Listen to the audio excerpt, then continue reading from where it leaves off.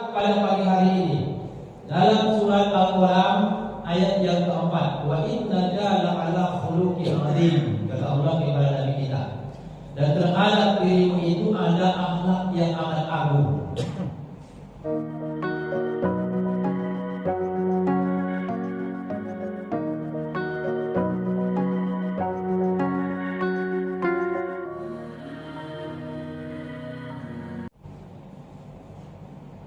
Ada akhlak Nabi yang sangat relevan kita amalkan bermasyarakat, berumah tangga, di tempat kerja, begitu juga di pergaulan kita. Apa akhlak Nabi itu, kata Habib Zain?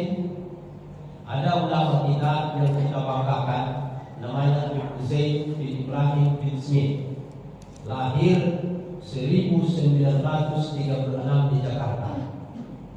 Beliau itu lama di Yaman, lebih 40 tahun, menjadi mufti mazhab Syafi'i di Yaman. Kata ulama Yaman, beliau ini laksana Imam Syafi'i akhir zaman, karena luasnya pemahaman fikih. Kitab fikihnya ada Taqriratus Saidah, Wajiri, ada kitab-kitab yang lain. Saya ada 5 kitab, saya koleksi kitab beliau di rumah. Masalah akhlak ini saya ambil dari kitab Syarah Hadis Jibril. Ada hadis Jibril, hadis panjang dalam Arba'in, satu hadis ditulisnya, disarahnya menjadi satu kitab. Ilmu tasawufnya, kata ulama Yaman, seperti lautan yang tak bertepi, ilmu akhlak. Begitulah Abu Zaid bin Ibrahim bin Smith. Ditulis muridnya ujian kepada beliau satu kitab, satu buku. Tapi beliau tak mau, tak suka ya dicoretnya semua pujian terhadap dirinya, ditinggalkannya mukadimahnya. Itulah beliau. Beliau sekarang masih di Madinah, sudah senior di Madinah. Bapak Ibu yang dimuliakan oleh Allah Subhanahu wa taala, ada akhlak Nabi, kata beliau dalam kitab Syarah Hadis Jibril, Nabi itu la yujasis say'ata bisay'ah. Nabi tak pernah, Bapak Ibu, membalas keburukan dengan keburukan, tak membalas yang negatif dengan negatif. Tapi Nabi al-ihsan man asa'a, berbuat baik kepada perbuatan buruk orang. Inilah akhlak yang amat baik kita amalkan. Jangan kita balas perbuatan buruk orang dengan keburukan. Nabi diludahi di Makkah, jalan di lorong Makkah itu diludahinya. Apakah Nabi membalasnya secara ucapan, secara perbuatan? Tidak. Bahkan Nabi membalasnya dengan kebaikan. Ketika tukang ludahi sakit, maka dia menjenguknya. Itulah akhlak Nabi.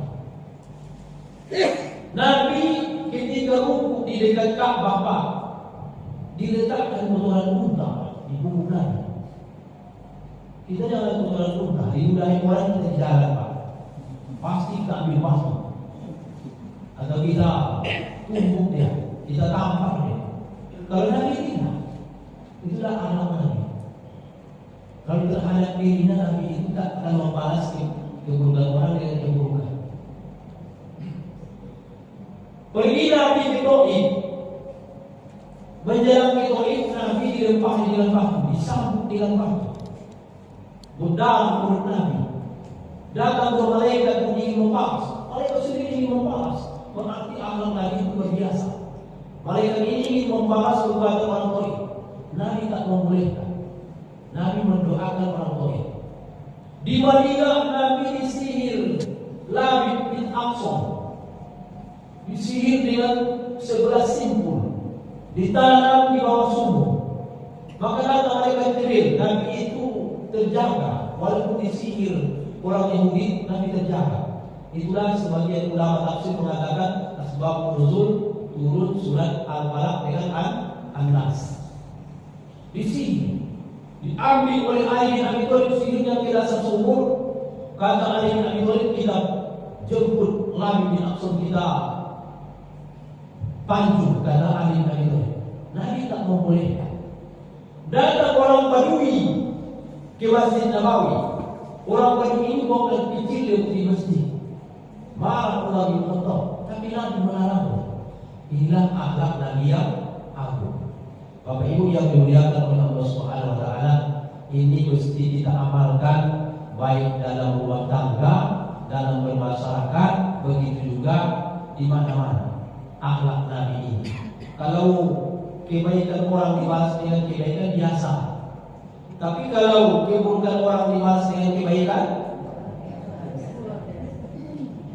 Bapak Ibu yang dimuliakan oleh Allah Subhanahu wa taala, kita tarik ke ulama kita di Indonesia. Akhlak ulama kita.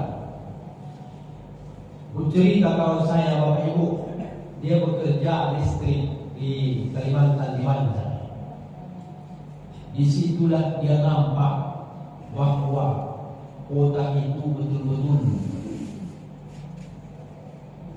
mengamalkan agama. Kenapa mereka mengamalkan agama? Rupanya di situ ada ulama yang masuk. Beliau sudah meninggal. Siapa beliau? Abah Gurus Kumpul. Abah Gurus Kumpul ini ulama yang masuk di Banjar.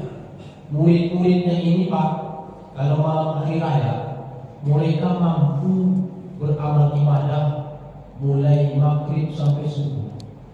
Kalau kita mereka berzikir menghidupkan malam hari raya itu. Karena ada hadis Nabi, orang yang menghidupkan dua malam hari raya tidak akan mati akhirnya padahal banyak mati hati manusia. Abah Gurus Kumpul ini Bapak Ibu, awal-awal dia berdakwah di Kalimantan, di Banjar sana, ada orang yang berbuat buruk kepada beliau. Tak suka dengan dakwah Abah Gurus Kumpul. Berdakwah di kampung itu, di situ ada sumur satu untuk mengambil air wudhu keperluan sehari-hari. Karena orang yang tak suka yang Abah Gurus Kumpul ini berdakwah di situ, maka dia jatuhkan bangkai kambing yang membusuk di sumur tersebut.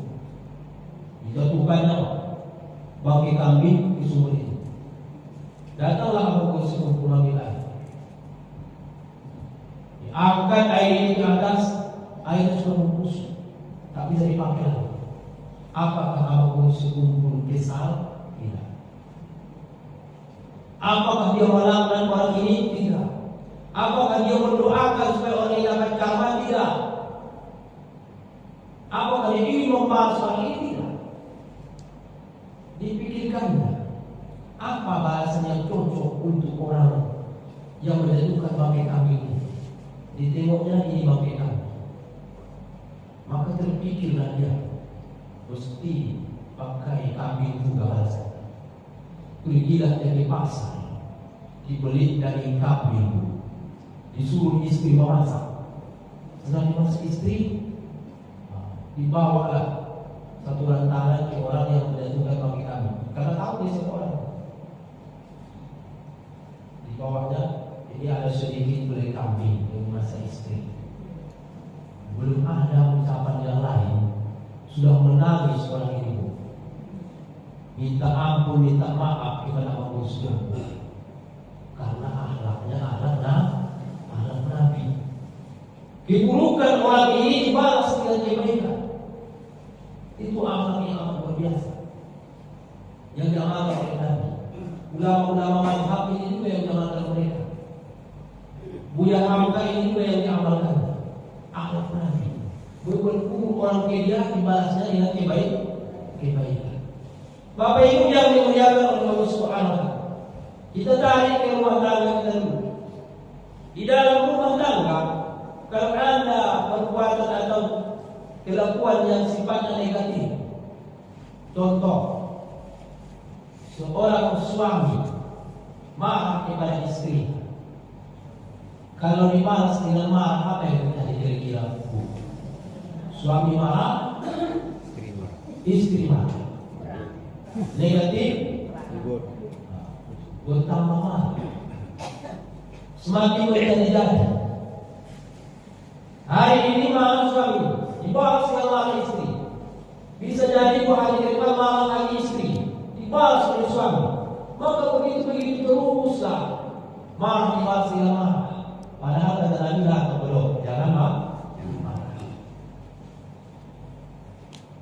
Akhlaknya seandainya marah suami, diam istri mendengarkan, cepatlah berhenti. Atau marah istri seperti Umar bin Khattab, marah istrinya tapi diam dia mendengarkan. Datang sahabat ini tak tahan lagi tidak marah istrinya, mengadu ke Amirul Mukminin Umar bin Khattab sampai di depan rumah Umar bin Khattab, nampak dia Umar bin Khattab tidak marah istrinya. Rupanya sama kasusnya. Di rumah pun begini, di rumah Amirul Mukminin pun begini. Akhirnya nampak juga Umar bin Khattab. Dipanggil, kenapa kamu pulang lagi? Saya kira kasusnya itu ada di rumah saya, rupanya di rumah Amirul Mukminin pun ada, kata orang ini. Mesti kita dengarkan istri kita, kata Umar bin Khattab.